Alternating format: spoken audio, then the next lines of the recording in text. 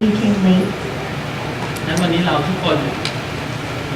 เพิ่งมาสวัสดีกันตอนนี้นะครับ So we are just welcoming and saying hi to everyone just now. ผมคิดว่าบางทีเราอาจจะมีอะไรบางอย่างที่มันกังวลใจนะครับ I know sometimes there are things that maybe are เราอธิษฐานด้วยกันนะครับให้พระเจ้าเอาสิ่งนั้นไปนะครับไม่ว่าจะเป็นความเจ็บป่วยก็ดีนะครับมันจะเป็นเรื่องการงานหรืออะไรก็ตามนะครับให้เราอธิษฐานด้วยกัน So let's just pray that God, takes that off our hearts for now. พระเจ้าเราขอพระองค์ทรงโปรดเมตตาแตะต้องรักษาสุขภาพร่างกายของเราขอพระเจ้าช่วยเหลือสิ่งต่างๆที่รบกวนใจเราไม่ว่าจะเป็นเรื่องภาระต่างๆเรื่องการงานหรือสิ่งใดก็ตาม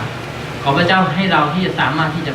เป็นอิสระในพระวิญญาณของพระองค์ที่เราจะสามารถรับฟังเราจะสามารถเข้าใจพระวจนะของพระองค์ได้เราขอพระองค์ปลดปล่อยเราเวลานี้ในพระนามพระเจ้าเอเมนนะครับเราจะมาดูพระวจนะพระเจ้าด้วยกัน So here we're going to look at the Word of God. ไม่แน่ใจว่าคำนี้แปลยากน้ำพึ่งหยดเดียว Oh, yeah, I don't know what that means. The drop of the honey. One drop of honey. Dumpling is honey. Yes. ภาษาไทยคำว่าน้ำพึ่งหยดเดียวหมายความไงครับ So that's a Thai saying. What does that mean in Thai? มีใครเคยได้ยินเรื่องนี้ไหมครับน้ำพึ่งหยดเดียว Have you heard this saying? เขาเล่าอย่างนี้นะครับว่ามีผู้ชายคนหนึ่งอยู่ในป่า There's a story that there's a man in the forest. เขาก็ไปหาน้ำพึ่งมานะครับ He went to go look for some honey. วันนี้เขาสามารถหาได้เยอะ So this one day he was able to find a lot of เขาก็ honey. เลยจะเอาไปขายในเมือง So he wants to take it and sell it in town. แต่เมื่อไปถึงในเมืองนะครับ But once he gets into เขา town, เห็นพระราชวังนะครับของก he ษัตริย์ sees a large palace, เขาก็เลยโอ้โหสวยจริงๆเลย mansion,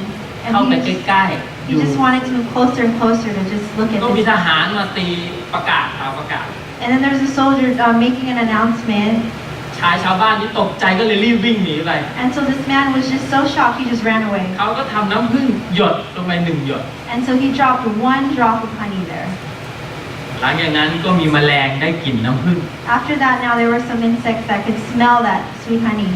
ก็มาตอม And ที่ so they น้ำผึ้ง came to the honey. แมลงมุมตัวหนึ่ง And ก็มา then จับมัน one insect came and just grabbed the honey. สไปเดอร์ Oh, spider. มาจับนะครับ One spider came to get the honey. แมวตัวหนึ่งเห็นสไปเดอร์ Once, ก็จะเข้ามาจับ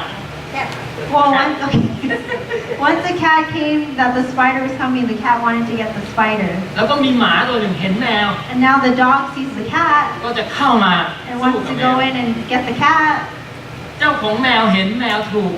หมากัด So the owner of the cat sees the dog biting the ก็ cat หยิบไม้มาตีหมา and so grabs a stick to hit the dog. ปรากฏว่าหมาเป็นหมาของพระราชา But then it turns out that the dog belongs to the owner of the large mansion. ทหารก็เลยเข้ามาจัดการกับเจ้าของแมว And so the soldiers come to take care of เราลองเดาเรื่องต่อ this owner of the cat. So you just can imagine what happens ในที่ next. สุดตอนจบเรื่องนี้นะครับ So then in the end, พระราชาสั่งทหารฆ่าชาวบ้าน they sent the soldiers to kill that person. ทุกอย่างเริ่มต้นจากน้ำผึ้งหยด And all that started from that one drop of honey. นี่เป็นเรื่องเล่าของคนไทยนะครับ So that's just a story, a Thai story. วันนี้ผมก็อยากจะมาเล่าเรื่องหนึ่งเหมือนกัน So I want to tell you another story today อยากให้เรา also. เปิด2ซามูเอลบทที่ Please open to 2 Samuel 11, 11 ข้อที่ 27 นะครับ verses 27. 11:27. 2ซามูเอลบทที่ 11 ข้อ 27 นะครับอันที่หน้า Okay, so 2 Samuel 11:27 says, Then after the time for mourning was over, David sent someone to bring her to the palace. She became David's wife, and they had a son. Oh, no, just 20. Oh, the Lord was angry at what David had done. ขอบคุณครับ พระคัมภีร์บอกว่าเมื่อสิ้นการไว้ทุกข์แล้วดาวิดก็ส่งคนไปพานางมาที่พระราชวัง และนางก็ได้เป็นมเหสีของพระองค์ ประสูติโอรสองค์หนึ่งให้พระองค์ แต่สิ่งซึ่งดาวิดทรงกระทำนั้นไม่เป็นที่พอพระทัยพระเจ้า ให้เราอธิษฐานด้วยกัน So let's pray. พระเจ้าเราขอพระองค์สอนเราด้วยพระเจ้าพระเจ้าตอนนี้ที่เราจะเข้าใจน้ำในพระองค์เปิดความคิดเราเปิดจิตใจเราออกที่เราจะรับพระเจ้าของพระองค์เป็นสิ่งที่จะสอนเราในป่านี้เราที่ฐานในพระนามพระเจ้าเอง พี่น้องเคยได้ยินเรื่องเหล่านี้ใช่ไหมครับ So I'm sure you've heard of this story เป็นเรื่อง before. ของกษัตริย์ดาวิด It's the story about David. หลายคนรู้ว่าเขาเป็นคนยังไงบ้างครับดาวิด So what kind of person do you know that ใคร he is ตอบได้ก่อน about เดี๋ยว him? ให้ไปทานอาหารก่อน Okay, anyone who can answer first, you get to eat first. ดาวิดเป็นใครครับ David was ตายตอบได้ เป็นลูกของเจสซี่ถูกต้องครับ is the son of Jesse. เป็นคนเลี้ยงแกะถูกต้อง He was ครั a บ shepherd และในที่สุด boy. And in the end also, ในที่สุดเขาเป็นอะไรครับ เป็นกษัตริย์ and in the end he became a king. แล้วก็ในเรื่องนี้นะครับเกี่ยวข้องกับคนอีกสองคน And so this story is also about two other เรารู้ไหม people. ครับมีชื่ออะไรบ้าง Do you know the two people's names? บัตเชบาครับได้ยินบางคนพูดบัตเชบา Bathsheba แล้วก็อูเรียถูกต้องครับ and โอเค Uriah. ทุกคนจะได้ไปกินข้าวพร้อมกัน We get to all eat together now. Teamwork. แต่ว่าพระคัมภีร์ที่เมื่อกี้เราอ่านกันไปนะครับ ตอนท้ายที่คริสติน่าลืมอ่านน่ะ Oh, sorry. ว่ายังไงนะครับ The Lord was angry at what David had done. พระเจ้าไม่พอพระทัยถ้าเกิดสมมุติเราเป็นลูกแล้วได้ยินคำว่าพ่อไม่พอใจเป็นไงครับ So as a child, if you hear that your dad is unhappy and angry with you, how แส would ด you งว่า feel? เรื่องนี้มีอะไรบางอย่างที่ทำให้พ่อหรือพระเจ้าไม่พอพระทัย It means that something happened in this story that made. วันนี้เรามาดูเรื่องตอนจบเลยนะครับ So let's look at the end here. ข้อที่เราอ่านเนี่ยเป็นข้อสุดท้าย So this is the last verse that ผม we อยากจะ read. ให้เราดูจากข้อสุดท้ายแล้วไล่กลับขึ้นไป So I want us to start from the end and เพื่อ move เราจะรู้ forward. ว่าอะไรเป็นน้ำผึ้งหยดเดียว So we know that what was that start, that honey drop. คนแรกนะครับ So in the beginning อูริยา was Uriah. พระคัมภีร์บอกอยู่ในบทนี้นะครับบทที่เท่าไหร่นะ บทที่ 11 ใช่ไหมครับ ข้อ 6 7 8 นะครับ So it says here in 2 Samuel 11, 6 to 8. ครับ อย่าให้น่าอ่านก่อนนะครับ บทที่ 11 ข้อ 6 7 8 นะครับ So 6 to 8, David sent a message to Joab, send Uriah and Hittite to me. Joab sent Uriah to David's palace, and David asked him, is Joab well? How is the army doing? And how about the war? Then David told Uriah, go home and clean up. Uriah left the king's palace, and David had dinner sent to Uriah's house. ครับดาวิดใช้คนไปบอกโยอาบว่าจงส่งอูริยาคนฮิตไทมาให้เรา โยอาบก็ส่งตัวอูริยาไปให้ดาวิด เมื่ออูริยาเข้าเฝ้าพระองค์ดาวิดรับสั่งถามว่าโยอาบเป็นอย่างไรบ้าง พวกคนเป็นอย่างไร การสงครามคืบหน้าไปอย่างไร และดาวิดก็รับสั่งอูริยาว่าจงลงไปที่บ้านของเจ้าและล้างเท้าของเจ้าเสีย อูริยาก็ออกไปจากพระราชวัง และมีคนนำของประธานจากพระราชาตามไปให้ อูริยาเป็นทหารของดาวิดนะครับ So Uriah was a soldier of David, เขาไม่ใช่ทหารธรรมดานะ but not just any normal ถ้าเรา soldier. ดูใน2ซามูเอลบทที่ 23 นะครับ If we look in 2 Samuel 23, 2ซามูเอลบทที่ 23 ข้อ verses 8, 8 ใครเปิดเจอแล้วครับ whoever finds it first, 23 ข้อ 8 บอกว่าเป็นชื่อของใครรู้ไหมครับ 23:8 says this is the name of ใครตอบได้ก่อนให้กินของหวานก่อน whoever answers first gets dessert first. ไม่หลงกลเป็นเลยชื่อของใครครับ ครับ มีพระคัมภีร์ข้อ 8 ตอนต้นบอกว่าไหนคริสติน่าอ่านให้เราฟังหน่อยครับ In 23:8, 2 Samuel 23:8, these are the names of David's ขอบ warriors. คุณครับเป็นชื่อของภาษาไทยใช้คำว่า วีรบุรุษนะครับ ชื่อวีรบุรุษมีชื่อต้องหลายคนนะครับ จนถึงข้อ 39 ครับ เราเห็นชื่อใครไหมครับ ข้อ 39 So you can see them on verse 39. มีชื่อของ It has the names of the warriors.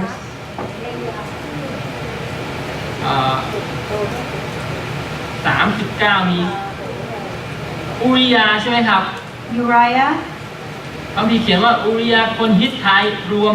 37 คนด้วยกัน so Uriah and 37 หมายความ total. ว่าทั้งหมดเนี่ยมีอยู่ 37 คนที่เป็นวีรบุรุษ So total there were 37 soldiers in all. อูริยาเป็นหนึ่งใน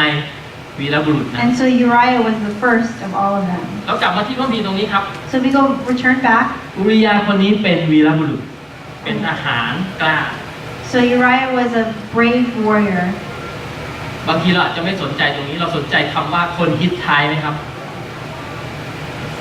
Who พระพีใช้คำว่าอุริยา says that Uriah was a Hittite. Yes, Hittite. หมายความว่าเขาเป็นคนของ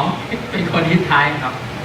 นะครับ Means he's a person of the เรา Hittites. คุ้นชื่อนี้ไหมครับฮิตไทเป็นพวกใคร Are you familiar with the Hittites? เป็นคนที่ไม่ใช่อิสราเอลใช่ไหมครับ So they're not Israelites. God can you tell me about Hittite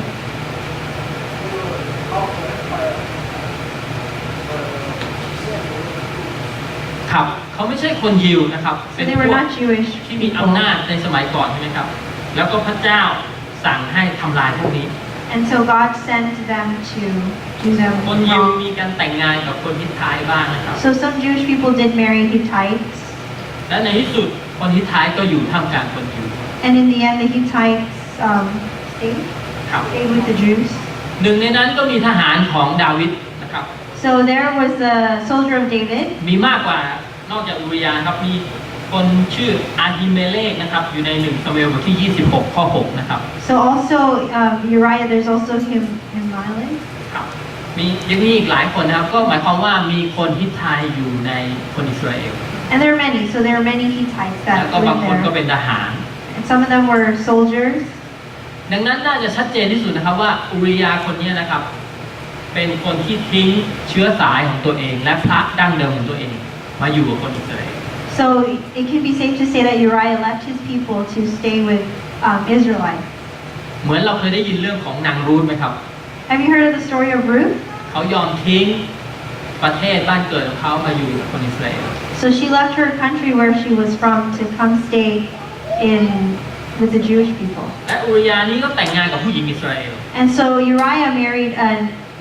Jewish person, a woman, แล้วก็ร่วมรบในกองทัพของดาวิด and also เป็นทหาร okay. So he was a soldier.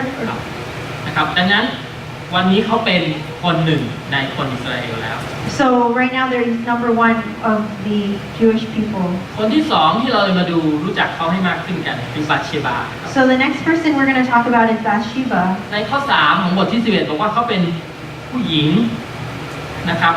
So in verse 11:3 it says that she's a young woman เป็นลูกสาวของใครครับ and the daughter of who? เอลียมใช่ไหมครับ Eliam, แล้วก็เป็นภรรยาของอูริยา and also the wife of Uriah. ข้อ 2 บอกแล้วว่าผู้หญิงคนนี้เป็นไงครับตอนท้ายสุดเลย And the end of verse 2, what does it say in the end? หญิงคนนั้นสวยงาม It said she was a very beautiful woman. สวยงามมากนี่เป็นปัญหาเลยครับ So if you're beautiful, is that a ที่ problem? ไทยมีประสบการณ์ใช่ไหมครับ Does anyone have this problem? ผมว่าผู้หญิงที่หลายคนสวยงามอาจจะเคยมีประสบการณ์ I would say some of the women here have some problems with that. คือว่าวันนั้นดาวิดมองลงจากหน้าดาดฟ้าครับ And so one day David was looking down เห็นผู้หญิงคนหนึ่งสวยงามมาก and saw a beautiful young woman, สวยขนาดที่ดาวิดคิดว่า just so beautiful that he thought, ผู้หญิงคนนี้สวยอย่างเงี้ยมาเป็นภรรยาของคนฮิตไทยได้ยังไง how is it that this young, beautiful woman can สวย become อย่า the งนี้ wife คว of ร a จะเหมาะ Hittite? กับกษัตริย์มากกว่า A woman this beautiful should be the wife of a king. แล้วก็อยากได้เข้ามา And so David wanted her. เป็นความผิดของผู้หญิงหรือเปล่าครับ So is it her fault? ผมถามเราทุกคนที่สวยครับว่าเป็นความผิดเราไหมที่เกิดมาสวย So I'm asking all the beautiful people ไม่ out ใช่ไหม there. ครับ Is it your fault you were born like ผู้หญิง that? ที่นี่ทุกคนเกิดมาสวยนี่มันเป็นเสน่ห์ของเรา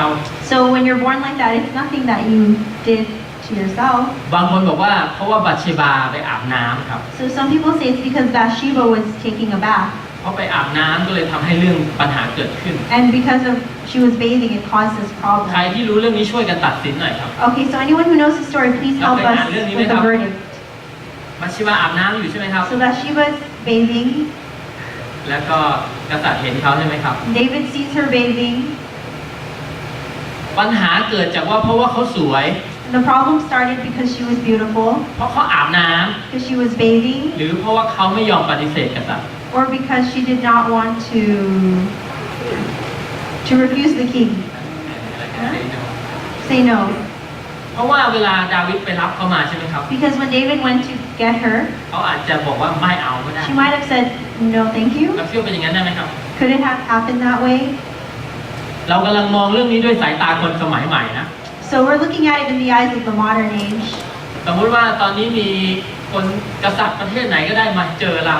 Let's see that there was a king and สมม came ติว่าเราเป็นผู้หญิ to งสวยมาก come here and see a beautiful woman แล้วก็อยากจะรับเราไป and ในวัง wants to take you into their palace. เนื่องจากเราเป็นคนอเมริกันใช่ไหมครับ Even though you're an เราบอก American, ไม่เราไม่อยากไปก็ได้ใช่ไหมครับ can you simply say no? I don't แต่ want ว่า to ส go. มัยก่อนนั้นนะครับ But back then, ในยุคโบราณด้วย long เรา time คิดว่าผู้ ago, หญิงสมัยก่อนมีสิทธิปฏิเสธไหมครับ do you think women had that choice? ไม่มีใช่ไหมครับ They did not. เราได้ยินเรื่องโลดตอน And so you've heard these stories มีคนมาจะมาพังบ้านโลดอะครับ before when they were going to destroy their house. แล้วโลดก็เลยบอกว่างั้นฉันให้ลูกสาวฉันไป And then Lot said, well, let me just give you my daughter. ลูกสาวไม่มีสิทธิ์บอกว่าไม่ไป His daughter had no choice but to go. เรื่องแบบนี้เกิดขึ้นในสมัยก่อน So that's what used to happen back in the ดังนั้น day. เราตัดปัญหาไว้ว่าผู้หญิงคนนี้มีสิทธิ์จะเซโน So let's just cut that out that she had the choice. She did not have the choice. เราลองมองในมุมตรงกันข้ามว่าหรือว่าเพราะเขาสวยเกินไป So let's say maybe the problem was she was just too beautiful. แต่ว่าพระคัมภีร์ใช้คำนี้กับหลายคนครับ So the Bible says that about many different people. ใช้กับซาราก็เป็นหญิงที่สวย So Sarah was also เรา a จำ very ได้ว่าเว beautiful ลาอั woman. บราฮัมไป แล้วก็กลัวคนจะมาฆ่าเขาแย่งภรรยาไป Remember when Abraham was there and he was afraid that someone นั้น was ก็ going เลย to บอก steal ภรร his ยาว่า wife? ให้บอกว่าเป็นน้องสาว So he said, okay, wife, just say you're my เพราะว่า younger sister. ซาร่าสวย Because Sarah was beautiful. ไม่ได้หมายความว่าซาร่าต้องมาอาบน้ำโชว์ Doesn't mean that Sarah had to go bathe หรือ and แต่ง show ตัวยั่วยวน herself คน or dress nice to attract people. แต่เขาเป็นคนสวย But she was just a beautiful person. ดังนั้นเราน่าจะสรุปได้ว่าดาวิดทำบาป So then in the end, I guess we can just decide that David was the one that sinned. และปัญหาน่าจะจบอยู่แค่นี้ครับ And it should end there. ถ้าไม่มีมนุษย์คนใดรู้ If there wasn't anyone that knew the story, โดยเฉพาะสามีของเขา except for Bathsheba's husband. แต่ว่าข้อ 5 บอกแล้วว่าอะไรครับ But what does verse 5 say? ว่าผู้หญิงคนนั้นตั้งครรภ์ It says that she found out that she was going to have a baby. She said, I'm pregnant. ดาวิดอาจจะอธิษฐานแบบนี้นะครับ So David probably was praying, พระเจ้าพระองค์น่าจะช่วยป้องกัน God, you should have prevented that. แก้ปัญหานี้ Just to get rid of this โดย problem ให้เธอไม่ต้องท้อง so that she wouldn't be เพ pregnant. ราะถ้าเธอไม่ท้องก็ไม่มีปัญหา Because if she wasn't pregnant, there'd be no ทำไม problem. พระเจ้าไม่ช่วยดาวิด Why didn't you help me, God? Says David. ทำไมพระเจ้าไม่ช่วย Says, God, why didn't you help me? เราเคยมีปัญหาอยู่ตรงกลาง Have you ever had that kind of problem? แล้วเราบอกพระเจ้าว่าช่วยเราด้วยสิ And you ask God, you're pleading for help. ถ้าช่วยปัญหาเนี้ยเราก็จะไม่มีปัญหาต่อไป If you just help me with this problem, I'm not going to have any other แล้ว problems. บางทีพระเจ้าไม่ได้ช่วยเรา And sometimes God doesn't help us. เพราะหลังจากนั้นเรารู้ครับว่าดาวิดทำบาปต่อไป So in the end, we know that David was the one that did บา wrong. ปแรกที่ดาวิดทำบาปล่วงประเวณี And that first sin caused other sins. นำไปสู่บาปการฆ่าคน And all the way to the end of the sin of killing another person. บางทีเราอธิษฐานแบบดาวิดครับว่า So sometimes we pray like พระ David. เจ้าช่วยเราสำหรับบาปแรกด้วย Say, God, please help us with our first ถ้าพระองค์ sin. ไม่ช่วยเราจากบาปแรก If you don't help us from our first เดี๋ยวเราจะ sin, ต้องทำบาปต่อไปนะ then I have to continue sinning. แต่เราลืมไปว่า But we forget that. ความบาปที่เราทำอันแรกเนี่ย But that first sin, เรายังไม่ได้กลับใจเลย we haven't seeked forgiveness for that และ yet. พระเจ้าต้องปล่อยให้เราทำต่อไป And God just has to allow us to continue เพื่อจะ on นำไปสู่การกลับใจ so that in the end we can seek forgiveness from Him. จากบาปเรื่องเพศ Okay, from that initial ไปสู่ sin การวางแผนฆ่าคน until the end, he ended up killing another person. ดูเหมือนดาวิดไม่ได้เจอบัตเชบาอีกแล้วครับ หลัง So จาก it seems like after that he never saw Bathsheba. หลังจากเธอมาบอกว่าเธอท้องนะครับ After she said, I'm pregnant. แสดงว่ามันต้องมีช่วงเวลาหนึ่ง It means that there was some time ก that ว่าที่เขา passed จะรู้ว่าเขาท้อง before she realized she was pregnant. แสดงว่าดาวิดไม่ได้ต้องการเจอบัตเชบาอีก So David didn't want to see her เขาไม่ได้ anymore. ต้องการแต่งงานด้วย Didn't want to marry her. เขาต้องการแค่มีความสัมพันธ์ชั่วคราว He just wanted a solution to that problem. และนี่เป็นความบาปของดาวิด And that was his sin. ดาวิดจึงวางแผนต่อ So ไป then David had a plan. แผน A Okay, so the plan A, the first one he had, เขาอยากให้สามีมากลับมาบ้าน He wants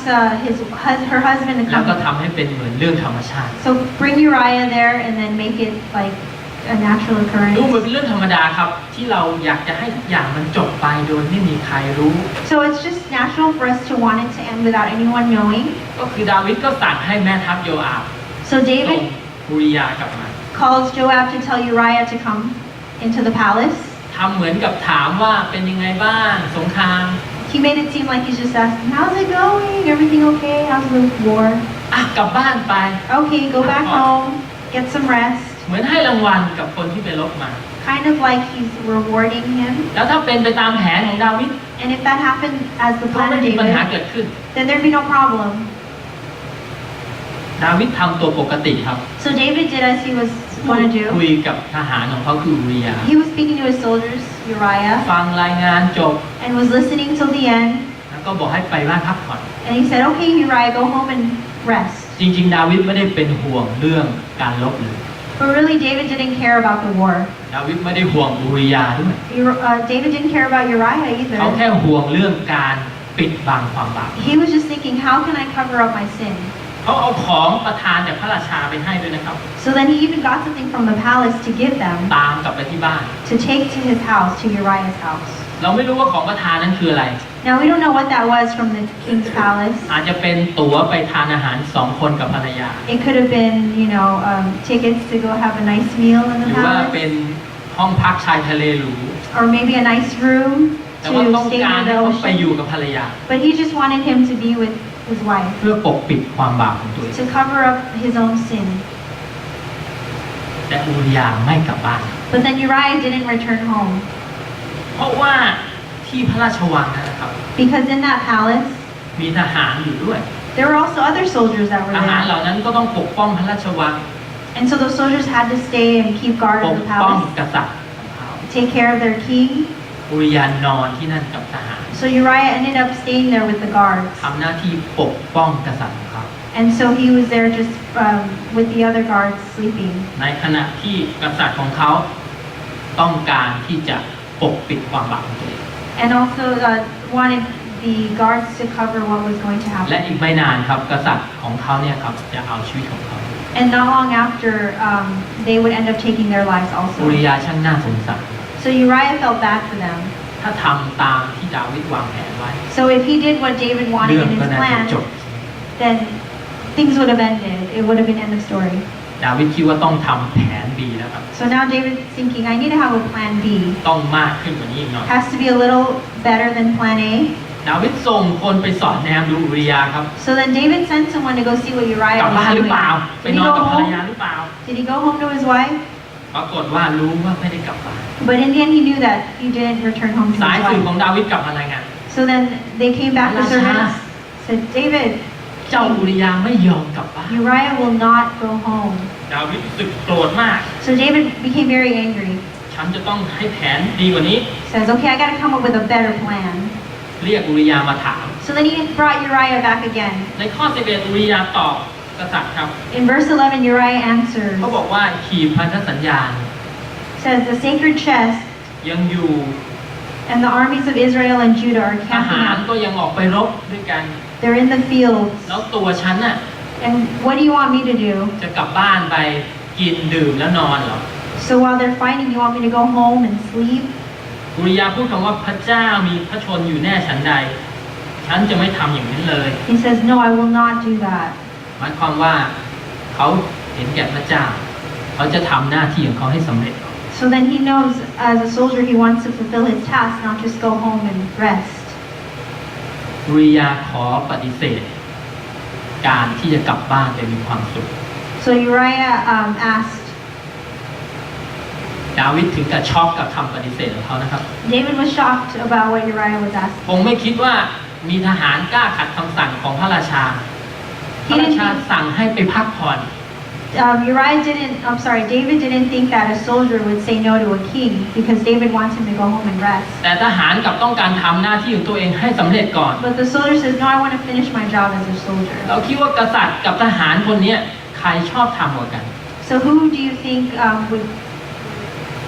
be be more righteous, the king or the soldier? Who is more righteous? เอาละครับดังนั้นกษัตริย์จะต้องมอมเหล้าทหาร So then in the end, the king had to นี่เป็นแผน4 have another plan, or plan C. อยู่ในข้อ 12 ถึง 13 ครับ In verses 12 to 13. กษัตริย์ทำไงรู้ไหมครับ So what is it that David did? มากินเลี้ยงกัน Said, okay, stay here. มอมเหล้าซะเลย Stay here in Jerusalem today. ให้ Let's ดื่ม get แล้วเมา drunk. เป็นไงครับ จะได้กลับบ้าน Get drunk so you can't fight, you have to go home. แต่ว่าอุริยาก็ไม่กลับบ้าน But still Uriah did not go เมื่อ home. เขาเมาแล้วเขาทำอะไรรู้ไหมครับ Once he was drunk, do you know what he did? เขาก็นอนอยู่กับทหารเท่านั้นแหละค He รับ just slept there with ยั the งคง soldiers, ทำหน้าที่ของตัวเอง again, doing his job as a soldier. ผมเดาว่าอุริยาคงปฏิเสธกษัตริย์ว่าไม่เอาไม่ดื่มครับ Uriah probably said to David, no, I don't ผมยัง want อยู่ to ในหน้าที่ drink. You know, I'm working right now. กษัตริย์อาจจะเอาเหล้าขยา David must have said, no, here, drink. จนในที่สุดเขาเมา Until in the end he got drunk. เรื่องนี้กำลังสอนเราเพราะบางครั้งคนเมา So this teaches us sometimes ก็ไม่ drunk จำเป็นต้อง people ทำผิดครับ don't always do wrong. ถ้าพระเจ้าอยู่กับเรา Because if God is with us, แม้เราเมา whether we're drunk, เราก็ไม่จำเป็นต้องทำผิด we still don't have to do any wrong things. และในที่สุด So in the end, จึงถึงแผนสุดท้ายของดาวิด because the very last plan of David, ดาวิดต้องฆ่าอุริยา David must kill Uriah. จริงๆดาวิดคงจะลำบากใจนะครับ You know, really, David was เว probably ลาคิดแผน torn A แผน B about all the plans. จนมาถึงแผนที่ต้องฆ่าทหารของตัวเอง From the first plan to the last plan to แต่ kill ว่าเพราะ him. ว่าสำหรับดาวิดครับ But because of David, ถ้าเกิดบัตเชบาท้องขึ้นมาแล้ว if Bathsheba were to become pregnant, have her baby, ปัญหาใหญ่กว่านั้นอีก then there'd be an even bigger problem. ดังนั้นวิธีกำจัดปัญหานี้ So the way to end this problem ฆ่าอุริยา is to kill Uriah. เขาเขียนจดหมายครับ And so he writes a letter ส่งไปให้แม่ทัพคือโยอาบ and sends it to Joab. บอกว่าให้ออกไปรบเราเคยอ่านเรื่องนี้ใช่ไหมครับ ออกไปรบตรงไหนครับตรงที่มันดุเดือดที่สุด ตรงที่มันสู้กันแบบอยู่ในข้อ 14 ถึง 17 นะครับ So he sends Uriah to fight in the hardest, most dangerous place. นี่เป็นจดหมายที่ดาวิดเขียนไป And that's the letter that David writes. หมายความว่าแม่ทัพของเขาคือโยอาบต้องสมรู้ร่วมคิดด้วย So that Joab would know what happened to เรา Uriah. สังเกตไหมครับว่า สิ่งหนึ่งเล็กๆกำลังขยายออกไป So you can see that one little problem is just getting bigger and ความ bigger. ผิดของกษัตริย์ The fault of a king นำไปสู่ความผิดของแม่ทัพด้วย goes all the way to Joab. ดาวิดเป็นนักรบที่กล้าหาญนะครับ Okay, so David was someone who was brave to do กับ something กำลัง like จะ that. ทำลายนักรบของตัวเอง And wouldn't mind, hurting his เพื่อ own จะ people ปกปิดบาปของเขา just to cover his own sin. แล้วก็ดาวิดใช้ใครฆ่าอุริยา And who does David use to kill Uriah? ก็คือศัตรูของเขาเองครับ พวกอัมโมน Uses his own soldiers, his own เขาใช้ people. enemy ของเขา All use the enemy. ที่จะฆ่าทหารของเขา So he used his enemy to kill his own soldier. ก็คือให้ออกไปรบใช่ไหมครับ So sends him out to war แล้วก็ทิ้งเขาไว้ and just abandons him ทำให้เขาตาย and causes him to die. เราไม่ต้องสงสัยครับว่าศีลธรรมจิตใจของดาวิดตอนนี้ตกต่ำมากที่สุด So you don't have to wonder how David is probably feeling, how down he is now. ในที่สุดเรื่องนี้นะครับ So in the end, with this story, โยอาบก็มารายงานข่าวให้คนมารายงาน so Joab comes, โยอาบก็กังวลใจนะ and Joab doesn't know what to do. เขาคิดว่าเดี๋ยวกษัตริย์จะตำหนิเขาหรือเปล่า He นะครับ thinks maybe David is going to do something to เขา him. จึงบอกคนที่มารายงานว่าให้บอกไปว่าอุริยาก็ตายด้วย So then he just says, okay, go tell the king that Uriah has died. แล้วเรารู้ไหมครับพอคนรายงานข่าวเรื่องนี้แล้วกษัตริย์เป็นไงครับ And then when they finally told him, ก how do ษัต you ริย์บอก think ว่าไม่ David ต้อง felt? กังวลใช่ไหม David said, don't worry. แต่บอกว่าดาบยังไงมันก็ต้องฆ่าคนอยู่แล้ว Says in the end, that's what happens. People die. ผิดกับเวลาที่ดาวิดทหารคนสนิทของเขาตายหลายครั้งดาวิดข้ามควรเสียใจ So usually when David's warriors die, he's just very down and sad. But here he was acting very different. ที่เรื่องเป็นอย่างนี้เพราะว่าดาวิดต้องการปกปิดความบาป So the reason why the story is this way is because David wants to cover his sin. ดาวิดพูดไว้ในข้อ 25 นะครับบทที่ 11 ข้อ 25 So David says in verse 25, chapter อย่า 11. ให้เรื่องนี้ทำให้ท่านลำบากใจเพราะดาบย่อมสังหารไม่เลือกว่าคนนั้นหรือคนนี้จงสู้รบหนักเข้าไปและตีเอาเมืองนั้นเสียให้ได้เจ้าจงหนุนน้ำใจท่านด้วย So David replies, "Tell Joab to cheer up and not to be upset about what happened. You never know who will be killed in a war. Tell him to strengthen his attack against the city and break through its walls." ครับคำพูดดาวิดเหมือนคลีนแต่งอยู่หน้าเค้ก So David's saying was just kind of like something that you put on a cake. Yeah. Okay. เรสซี่ Oh, like the dress, like the icing มัน on the ดูสวย cake. ใช่ไหมครับ It looks good. เต็มไปด้วยความเห็นใจ Okay, it's sympathetic, แต่ว่าข้างล่าง but really underneath it, ทำถูกใจละชอบละ it's not good. It's bad.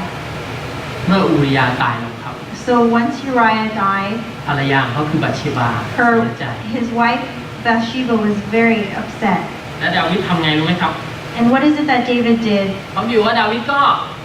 รับภรรยาของเขามาเป็นภรรยาตัวเอง David just ended up taking Bathsheba to become his own wife. ถ้าคนที่ไม่รู้เรื่องเลยก็เห็นว่าโอ้ดาวิดรักทหารของเขา So anyone who doesn't know the story, they might think, oh, David really loved his ช่วยดู soldiers. แล Help take care of his family. แต่เราอย่าลืมนะครับว่าผู้หญิงคนนั้นกำลังท้อง But remember, we know that she's pregnant, still pregnant. ข้างหน้าเราจะมาดูต่อไปเรื่ Okay, องนี้นะครับ so in the future, we'll look more at the story. แต่ว่าผมอยากจะจบเรื่องนี้ลง So I just want to end this story ข้อหนึ่ง in verse 1, ต้นบทเลย the beginning. ใครสักคนอ่านให้ฟังนะครับ If anyone can read chapter 11, verse 1 for us. ภาษาอะไรก็ได้ Any language, Thai, English.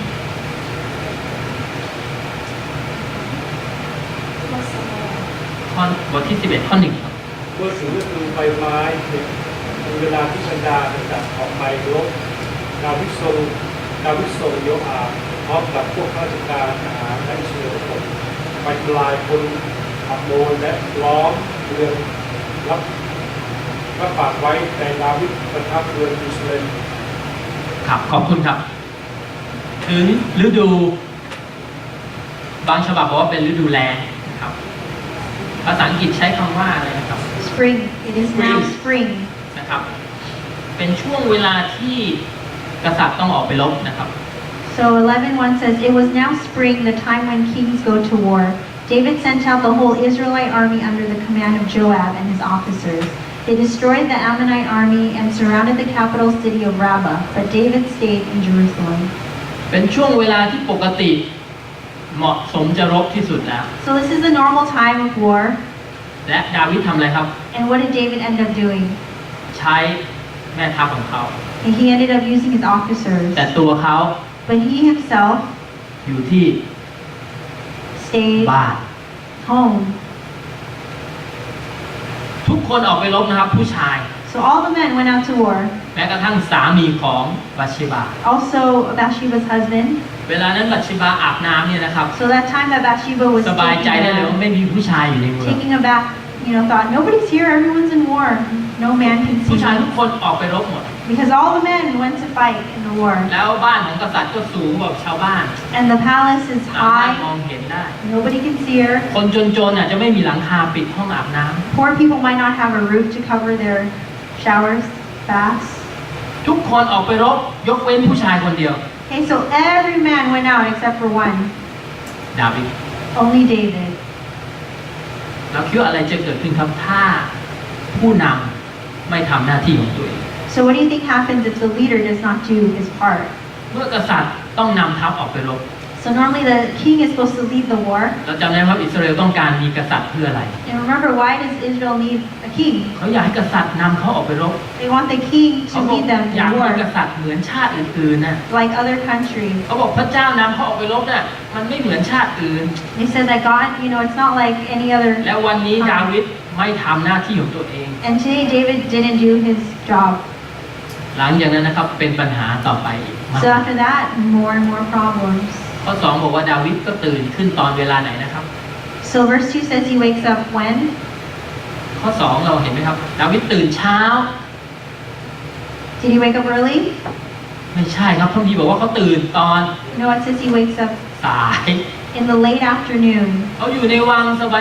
ย He's just relaxed ๆข in ณะ the ที่คน palace อื่นไปรบกัน while everyone else is fighting, นอนตื่นสาย sleeping late. ๆแล้วทำอะไรครับ And what is he doing? ลุกขึ้นมาเดิน He wakes up to walk. ถ้าดาวิดเอาเวลานั้นมาเขียนพระคัมภีร์สดุดีนะ So if he used that time to write, เข้าเฝ้าพระเจ้า to pray to ผมก็ God, น่าอภัยให้ then maybe I would have some sympathy. แต่เขาเอาเวลานั้นมายืนมอง But he was just using that time to เห็น stand ผู้หญิงคนหนึงอาบ around, น้ see a lady ำบาป bathing. แรกเริ่มต้น And the first sin ที่เขาขี้เกียจครับ was because he was lazy. ควรจะทำอะไรบางอย่างแต่ไม่ท He should have done something else, but he didn't. ำมาสู่การมองด้วยตา He's just looking, คิดด้วยสมอง thinking. ความบาปควรจะหยุดอยู่แค่นั้นครับ Okay, usually that's when the sin starts. เมื่อเขาใช้คนไปถามว่าผู้หญิงคนนี้เป็นใคร And he uses somebody to ask, who is that woman? ถ้าเราเจอผู้หญิงสวยๆครับถามผู้ Usually ชาย we เนี่ย think, men, if you see a beautiful woman, เราอยากจะรู้ว่าเขาชื่ออะไร you want to know their name. พอเรารู้ว่าเขาแต่งงานแล้วเป็นไงครับ Because if you know they're married, จบเลยครับ that's it. แต่งงานแล้ว They're married. ใครจะไปจีบเขาใช่ไหม You can't do anything. ดาวิดก็เหมือนกันครับ ใช้ David. ทหารไปถาม So David brought somebody to go ask ไป about ถามว่าผู้หญิ Bathsheba, งคนเนี้ยผู้หญิงสวยงามคนเนี้ย saying, this beautiful woman, แต่งงานแล้ว is she married? แต่งงานกับใครรู้ไหม And who is she married to? แต่งงานกับทหารกล้าของดาวิดน่ะ She's married to your top warrior. เรื่องควรจะจบตรงนั้นใช่ไหมครับ So the story should have ended there. ดาวิดก็แค่ไม่น่าแต่งงาน David was just, darn, แต่ too ว่าดาวิด bad. ไม่หยุดตรงนั้น But David didn't stop. ทำความบาปล่วงประเวณ Continues on, ต่อไปเรื่อยๆจนถึงการฆ่า more and more sin in the end, resulting in the death of เรื่องเริ่ม Uriah. ต้นแค่วันที่ดาวิดควรจะออกไปรบแต่เขาไม่ไป It all started from one day that he should have gone to war to fight, ผ but ม he อยาก did พูดเรื่อง not. นี้กับผู้นำครับ Okay, so I want to talk ใคร about ไม่ได้เป็นผู้นำรอบตัวกัน who is not guilty of this. ใครไม่ได้เป็นผู้นำในคริสตจักรเรื่องนี้ไม่เกี่ยวกับคุณครับ Okay, if you're not leadership not a leader okay, so if you're not a leader of a เพราะ church, ว่าเรื่อง then นี้ this is not your ผู้นำคนเดียว problem. ไม่ทำหน้าที่ของตัวเอง Because this problem started because the leader did not do their part.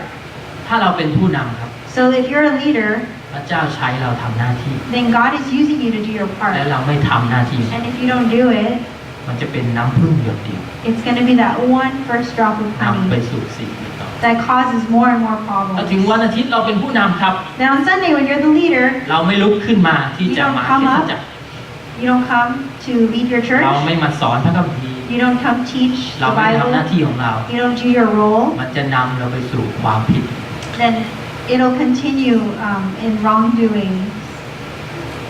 แต่พี่น้องรู้ครับพระเจ้าเรียกเราทุกคนมาเป็นผู้นำ But you know that God calls each and every one of us to be ถ้า a ทุกวันอา leader. ทิตย์เราทุกคนคิดเหมือนกัน If every Sunday we all thought the วัน same นี้อา thing, กาศกำลังดี the weather's nice อยู่ today. บ้านนอน Just สบาย stay home and ตื่น rest. สาย Wake up ๆ late. เดินขึ้นไปบนหลังคาบ้าน Walk up to ห my รือว่า room. เปิดทีวีดู Turn on the TV. มีบางอย่างที่จะดึงความคิดเราไป Things that grab our ให้เรา attention ขี้เกียจ so that we become lazy. และจนในที่สุดนำเราไปสู่ความบาป And in the end leads us to some sort of sin. เราไม่ทราบหรอกครับว่าเมื่อไหร่จะเกิดเรื่องราวอย่างนี้กับชีวิตของเรา And so we don't know when this problem will happen in ถ้า our วันนี้ life. เราไม่ลุกขึ้นและทำหน้าที่ If we don't stand and just do our role today. ใคร